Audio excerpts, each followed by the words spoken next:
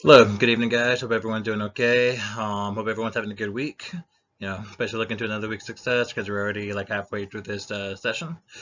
So today we're going to be talking about the fate of lactate, basically talking about like how lactate affects the body when it comes to doing exercise and physical activity, or pretty much movement in general. So, so what is lactate? So we got to ask ourselves, what is definitely is lactate? Hmm. So we do know it's a byproduct that's constantly being produced in the body during metabolism and exercise. The key factors to know is that it does not increase in concentration until the rate of lactate production exceeds the rate of lactate removal, which is governed by several factors. So therefore, from what we know, the concentration of lactate is usually 1 to 2 millimoles per liter at rest. However, it can rise to a mark greater than 20 millimoles per liter during intensive exertion. So the levels can also be served as an indirect marker for biochemical events like fatigue, for example, when it comes to exercising the muscles. So when it comes to looking at sorry, when it comes to looking at the cell metabolism, lactate is one of the substrates that has been produced each time the body breaks down food molecules and turns it into energy. The food molecules is then turned into glucose by the liver and is ultimately transferred through the bloodstream toward the muscles, in which it turns to lactate and then becomes adenosine triphosphate, which is ATP for short, from like cholesterol. So the energy pathways with lactate. The energy pathways can be identified as lactic acid cycle or glucose lactate cycle. It is also known as the Cori cycle, as seen in this picture here, for lactate, as it can be defined as the metabolic pathways done by collaboration between our muscles and liver. So whenever we are exercising, the muscles generally makes lactate as the byproduct, where lactates are transported through the bloodstream towards the liver and are converted back to glucose. And then the glucose that has been renewed returns to the muscles and it metabolizes back to the lactate for more energy. So therefore, it constantly continues the product over and over. So, what are the importance of the Cori cycle? So, for one, as we all know, it's supposed to be maintaining muscle activities because through glycolysis, anaerobic respiration is very effective when it comes through going through glycolysis, which allows meeting the energy requirement for the muscles through ATP production. And also, of course, like I said, meeting energy demand, especially when it comes to injury for the lactate production, which lactate production actually increases to help with any injury-related trauma. And then at the same time, when it comes to looking into red blood cells, because the red blood cells lack a nucleus, ribosome, nor mitochondria, it makes them heavily dependent for the glycolysis to be put to use, therefore allowing the substances to be able to transfer between liver and muscle. So when it comes to looking over at the exercise intensity and training adaptation, obviously at some point when it comes to training, we do have to be able to meet with our lactate, what they call lactate threshold, so that when a body pretty much runs out of like energy more they can actually be able to produce enough ATP. Eventually, that's when we start meeting a certain threshold for whenever we're training a certain intensity. It could be anything, it could be moderate, it could be high. You know, basically, like when it comes to facing a workload, sometimes the body is able to produce lactate faster rather than expelling it. However, there are definitely three benefits for athletes when it comes to during lactate production.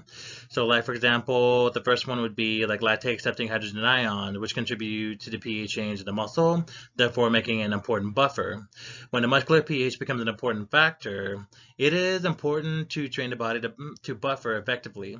Basically, when athletes train within multiple competition, let's say track and field athletes doing like multiple events all at the same time, within a short period of time, they do have the greater potential of improving through lactate training. The second benefit involves is being able to track production and accumulation of lactate within blood that help identify which energy systems are being used during training.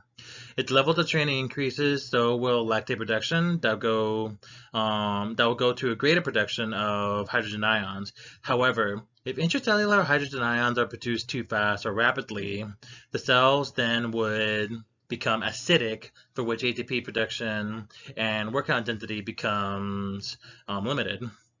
So when it comes to high training intensity efforts, it does require rapid resynthesis of ATP, which basically leads to the third beneficial factor.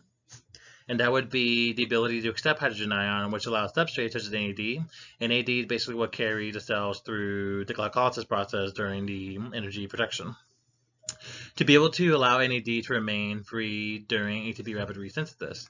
Therefore, the body can actually utilize lactate as an energy substrate, for which oxidative fibers play a key role as an energy source. The fibers would include the heart, the kidneys, and type 1 slow twitch muscle fibers.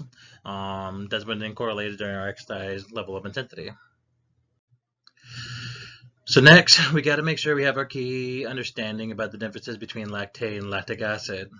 When it comes to exercise, we need to have an understanding of the difference between two variations. So there are many athletes who hear these two terms from their coaches or trainers and would assume that both terms actually mean the same thing, when not, they're actually two different components. So yes, technically these two terms are different. So that for lactate, it's definitely a substance that the body responds to exercise and help prevent injuries, as well as delaying fatigue, while being served as the primary fuel, or one of the fuels actually, fuel for the muscles. Lactic acid, however, only contains one proton, which is considered to be hydrogen ion, and they're basically not produced, in the body, especially during exercise. So by looking at this structure of both the lactic acid and lactate within this image here, we do know that lactic acid, there is a hydrogen atom bound to an oxygen atom at the end of the structure, for lactate, there is unbounded oxygen atom, which indicates there is a missing proton. So for lactate to become a lactic acid, the substance would have to be donating a hydrogen ion, and when lactate donates the proton, it would then become a lactate. So, for the lactate being used metabolically, we do know that there are actually supposed to be three major pathways for lactate to be used metabolically. So, with one of them being gluconeogenesis in the muscles.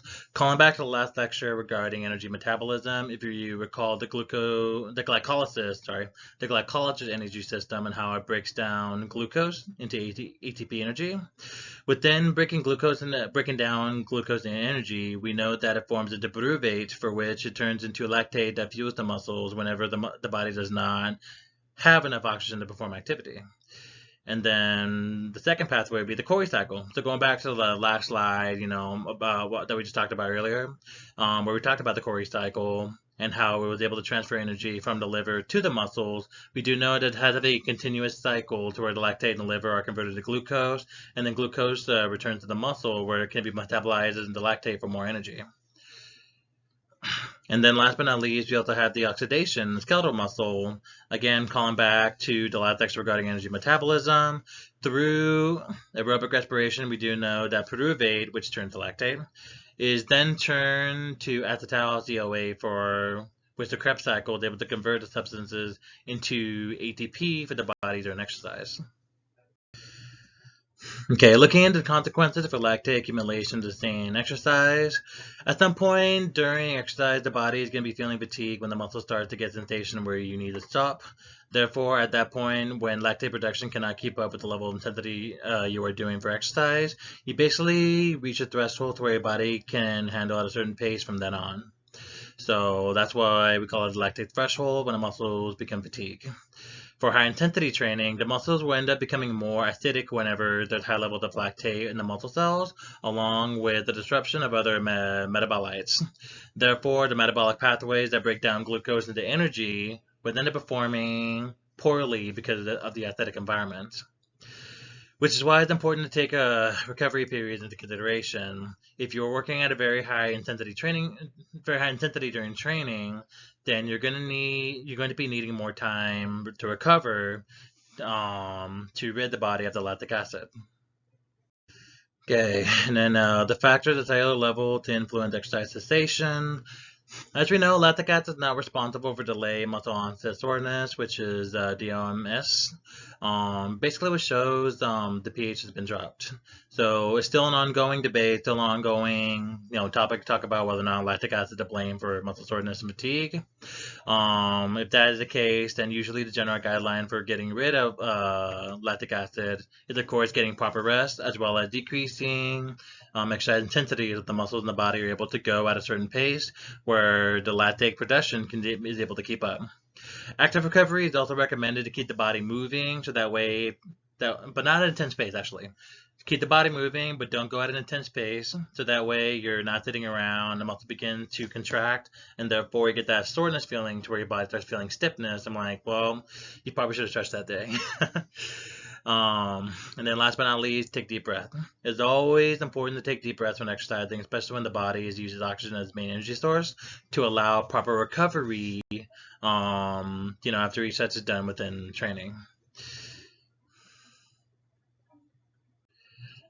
And that is pretty much it. So if you guys have any questions, comment, concern regarding lactate and basically, how it actually put into use when it comes to doing exercise, strength training, or even physical activity, do leave a comment down below, and then I'll be able to get back to you guys as soon as possible. Or you can just email me, and then I'll get back to you as soon as we go from that. Okay? All right. Have a great day, guys.